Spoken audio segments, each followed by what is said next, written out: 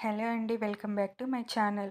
ఈరోజు నేను చూపించబోయే రెసిపీ సింపుల్‌గా చేసుకునే మజ్జిగ పులుసు అండి. ముందుగా మనము పెరుగు నీళ్ళ మజ్జిగలాగా రెడీ చేసుకొని అందులో 3 టేబుల్ స్పూన్ వరకు శనగపిండి యాడ్ చేసుకోవాలి. అలాగే పచ్చిమిర్చి, కొత్తిమీర అండి. స్టవ్ ఆన్ చేసుకొని ఒక బౌల్ పెట్టుకొని అందులో 2 టేబుల్ స్పూన్ వరకు ఆయిల్ వేసుకోవాలండి. ఇప్పుడు పోపు దినుసులు యాడ్ చేసుకోవాలండి.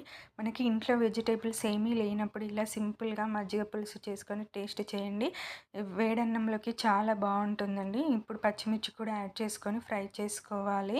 మనము మజ్జిగని కొంచెం లూజ్‌గానే చిక్కగా కాకుండా కొంచెం లూజ్‌గా అనే రెడీ అది చిలుక్కోవాలండి. ఎందుకంటే మనం ఫస్టే కొంచెం చిక్కగా ఉన్నట్లయితే అది బాయిల్డ్ అయ్యాక ఇంకా గ్రేవీలాగా దగ్గరికొస్తుంది కర్రీలాగా. అందుకే కొంచెం మనం లూజ్‌గానే ఉంచుకోవాలి. ఇప్పుడు ఇందులోనే కొత్తిమీర యాడ్ చేసుకున్నాం కదా! ముందుగా ప్రిపేర్ చేసుకున్న మజ్జిగని వేసుకొని మన టేస్ట్‌కి సరిపడా సాల్ట్ వేసుకొని ఇలా మనం ఒక 15 మినిట్స్ దీన్ని బాయిల్డ్ చేయాలండి. ఎందుకంటే సిమ్ మీద పెట్టేసి మనం ఫుల్ పెట్టుకోవద్దండి. సిమ్ మీద పెట్టుకొని ఒక 15 మినిట్స్ అది బాయిల్డ్ చేస్తే మనకి మజ్జిగ అనేది దగ్గరికొస్తుంది. టేస్ట్ చాలా